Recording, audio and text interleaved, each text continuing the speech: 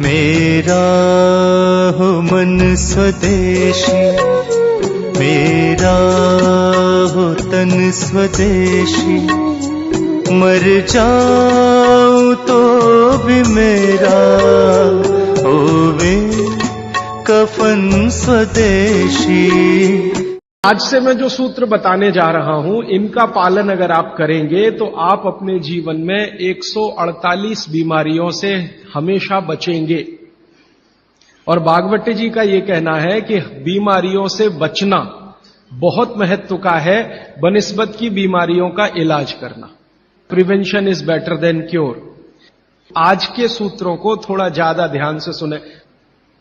आज से जो शुरू हो रहा है वो फंक्शनल पार्ट है। इस फंक्शनल पार्ट में सबसे पहला सूत्र भागवती जी का, वो कई बार ये लिखते हैं अपने सूत्रों में कि खाना महत्व का नहीं है, खाने को पचाना महत्व का है। क्योंकि भोजन पचेगा तो रस बनेगा, उसी रस में से मांस, मज्जा, रक्त, मल, मूत्र, वीर्य, मेद ये सब बनेगा, अस्थियां बनेंगी और वही आपके शरीर के लिए आगे जीवन में काम आएंगे।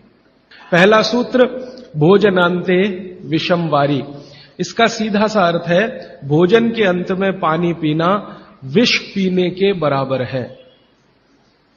सूत्र ये है, भोजन अंते माने भोजन के अंत में, भोजनांते विषम वारी। विष समझते हैं आप जहर, जहर जैसा क्या है? पानी।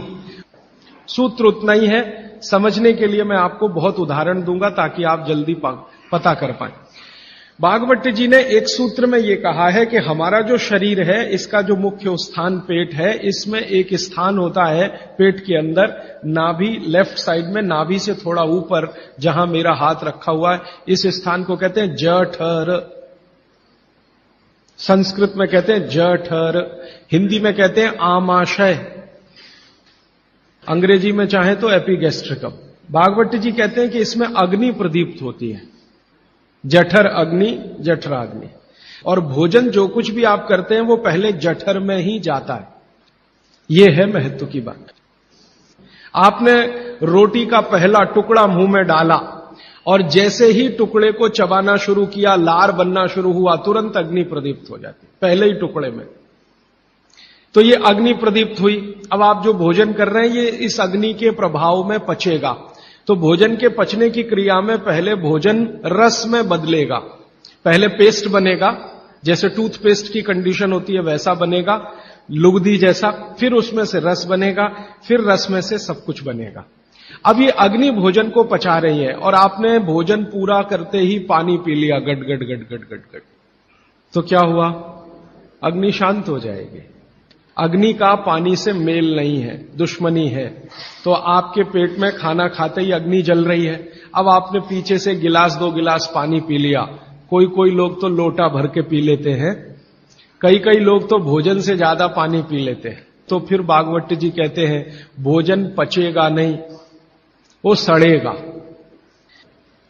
वो कहते हैं कि भोजन अगर सड़ना शुरू हुआ तो सबसे पहले गैस बनेगी, वायु बनेगी, और ये वायु आपकी जिंदगी हराम कर देगी। और ये वायु की तीव्रता जब बढ़ेगी तो गले में जलन होगी, छाती में जलन होगी, पेट में जलन होगी। तो ये वायु पूरे शरीर में घूमेगी तो सिर घूमेगा, आपको चक्कर आएंगे, सिर में दर्द होगा, पीठ में भी दर्द हो सकता है, हृदय स्थान पे भयंकर दर्द हो सकता है। कई बार तो इतना दर्द होता है कि आपको लगेगा कि हार्ट अटैक आ गया, लेकिन वो वायु का दर्द है, हार्ट अटैक नहीं। और ये जो वायु बनी भोजन के सड़ने से, इसी वायु में से भागवत जी ने सूची बनाई है कि 103 रोग पैदा होंगे। 103। सबसे पहला रोग है उसमें एसिडिटी,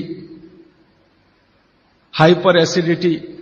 ज्यादा दिन अगर आपने ये चक्कर चलाया पानी पीने का तो अल्सर, पेप्टिक अल्सर, बवासीर, मूलव्याध, भगंदर, और अंत का एक रोग है कैंसर, कर्क रोग। माने एसिडिटी से शुरू होकर आप कैंसर तक की यात्रा कर सकते हैं। और बाद में भागवती जी कहते हैं, वो भी बता देता हूं, वो दूर का सूत्र है लेकिन यहीं पे ले आता हूं उसको, कि आपका जो भोजन सड़ेगा तभी कोलेस्ट्रॉल बनेगा। अगर भोजन का पाचन हुआ तो कोलेस्ट्रॉल शून्य रहता है। आप जानते हैं शरीर में दो तरह का कोलेस्ट्रॉल है, एक गुड और एक बैड। अच्छा कोलेस्ट्रॉल माने एचडीएल, हाई डेंसिटी लिपोप्रोटीन। खराब कोलेस्ट्रॉल माने एलडीएल और उसका छोटा भाई VLDL, very low density lipoprotein. जिनको कोलेस्ट्रॉल बढ़ रहा है या बढ़ा हुआ है वो ध्यान दें, उनको भोजन पच नहीं रहा, उनका भोजन सड़ रहा है। तो कोलेस्ट्रॉल बढ़ेगा तो हार्ट अटैक भी आएगा, कोलेस्ट्रॉल बढ़ेगा तो घुटने भी जड़ हो जाएंगे, सारी संधियां आपकी एकदम कड़क हो जाएंगी, आपको चलना फिरना मुश्किल हो जाएगा, 10 कदम चलना मुश्किल हो जाएगा। तो वो ये कहते हैं कि जब 103 बीमारियां एक छोटी गलती से आती हों तो वो गलती कभी करना नहीं। अब जैसे ये सूत्र पूरा हुआ तुरंत आपके मन में प्रश्न आएंगे कि पानी कब पीना। तो भागवत जी कहते हैं कि कम से कम 1.5 घंटे के बाद पानी पियो। अब ये जो 1.5 घंटे का कैलकुलेशन है ये क्या है? ये भागवत जी कहते हैं कि जो आपने खाया वो आपके जठर स्थान में 1.5 घंटे तक अग्नि के प्रभाव में रहता है, 1.5 घंटे तक। और 1 से 1.5 घंटे का वो बताया है तो अलग अलग क्षेत्र के हिसाब से। अब मान लीजिए उत्तरांचल का कोई आदमी इसी सूत्र को पढ़ेगा तो उसको तो अग्नि का असर 2 से 2.5 घंटे रहेगा, पहाड़ वाला। लेकिन आपके लिए मैं बात कर रहा हूं तो 1 से 1.5 घंटा, ठीक है। अब तुरंत आपके मन में सवाल आएगा, भोजन के बीच में पीना कि नहीं पीना, और भोजन के पहले पीना कि नहीं पीना। वो ये कहते हैं कि भोजन के पहले पानी पीना तो कम से कम 40 मिनट और अधिक से अधिक 1 घंटा। आपको सीधा सा हिसाब बताता हूं, 10 बजे खाना अगर खाना चाहते हैं तो 9 बजे से लेकर 9:20 तक आप चाहें उतना पानी पी सकते हैं। और बीच में पीना कि नहीं, वो कहते हैं कि अगर आपके भोजन में 2 अन्न हैं, दो अन्न माने एक रोटी खा रहे हैं आप, वो गेहूं है, और दूसरा चावल खा रहे हैं, तो चावल और गेहूं 2 अन्न है। एक अन्न की पूर्ति पूरी हुई और दूसरे की शुरू होने वाली है, तो बीच का जो जंक्शन पॉइंट है इस पे पानी पीना। मतलब इसका सीधा है, रोटी पूरी हो गई, अब आप चावल खाने की तैयारी कर रहे हैं, तो रोटी खाने के बाद चावल खाने से पहले आप जरूर पानी पीना। लेकिन मात्रा कितनी? तो वो कहते हैं 2 या 3 घूंट, इतना ही।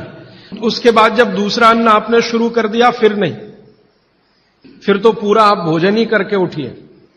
अब आप भोजन कर लिया तो गला साफ करने के लिए थोड़ा 1-2 घूंट और पी लेना, गला साफ करने के लिए। अब आपके मन में तुरंत एक प्रश्न आएगा कि भोजन के अंत में क्या पीना, फिर पानी तो नहीं पीना, 1.5 घंटे तक तो नहीं पीना, तो कुछ पी सकते हैं। तो भागवत जी ने 3 चीजें बताई हैं, उसके लिए पूरा सूत्र लिखा है कि भोजन के अंत में सबसे अच्छी चीज जो पीने के लिए है वो है छाछ, वो है मट्ठा, दही का तक्रम। लस्सी पीने के लिए नहीं कह रहे, मक्खन रह गया तो वो लस्सी, तक्रम की बात है। दूसरी सबसे अच्छी चीज उन्होंने बताई है वो है दूध, और तीसरी सबसे अच्छी चीज बताई है फल का रस। जिस मौसम में जो फल आता है उसका रस, माने मौसम के विरुद्ध के फल नहीं। आज का मौसम आम का नहीं है तो आम का रस अभी पिए तो नहीं चलेगा। तो आप ये कहें कि कोल्ड स्टोरेज से लाया हुआ संतरा और उसका रस निकाला या मौसम्मी का रस, ये सर्वनाश करेगा, सत्यानाश नहीं सर्वनाश करेगा।